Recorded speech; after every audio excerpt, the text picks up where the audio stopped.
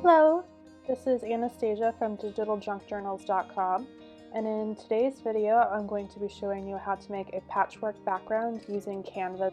So we're starting with a blank page and we're just going to the photo element tab.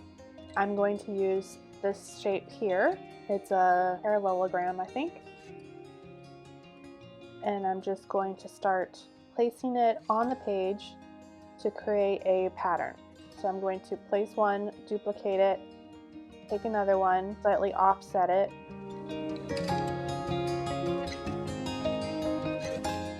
and then just keep doing that same thing until the whole page is full. I'm trying to make sure there's no gaps, which is why I'm being very precise about where I put them. If you prefer a different look, you can of course also do whatever you want. You can overlap the shapes, you can use slightly different shapes, whatever you like. I wanted this specific look for this patchwork background template, so that's what I'm doing. Okay, so I've got the whole page full, and this is my template. So I'm going to make a copy of this page and then work on the copy. I'm going to save the template as it is so I can use it again on a different project.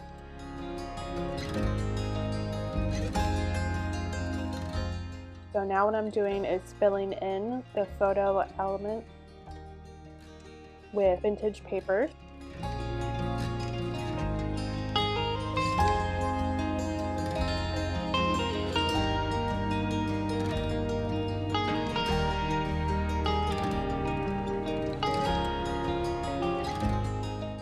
I've got these vintage papers from different places around the internet for free, which you can learn more about that on my blog. I'll put a link in the description on where to find free vintage paper elements like this.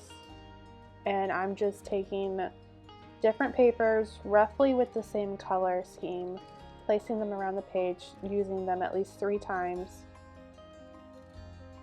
And I just continue to fill in this page until it's done.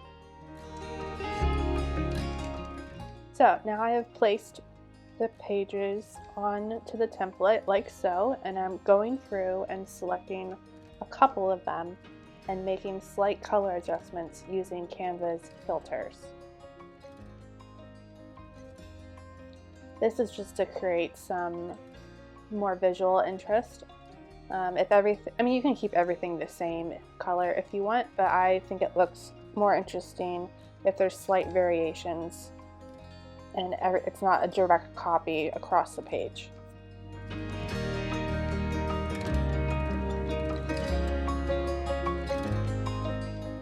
So I'm selecting all of the image elements and I'm going to lock them.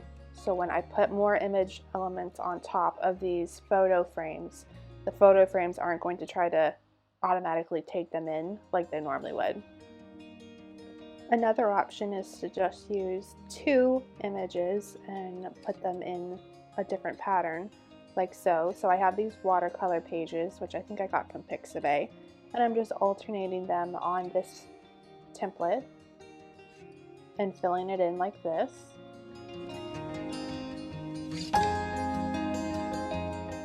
And here's the completed page. I didn't even adjust anything with filters or my other stuff that I usually do. And now I'm just going to add some more elements on top.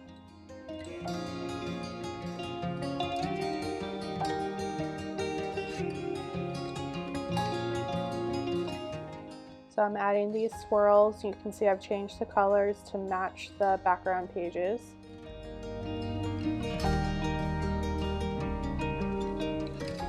And adjusting the transparency. And this just creates another interesting dimension on the back here.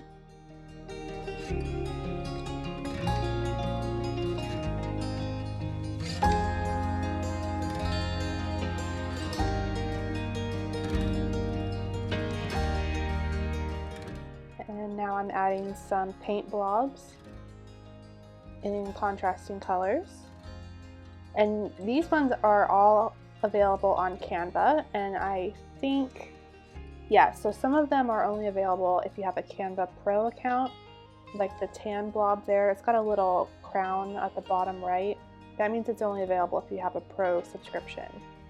But if you use Canva a lot, it is worth it to have a Pro subscription so you have access to all these things and the other stuff that you get when you are a Pro.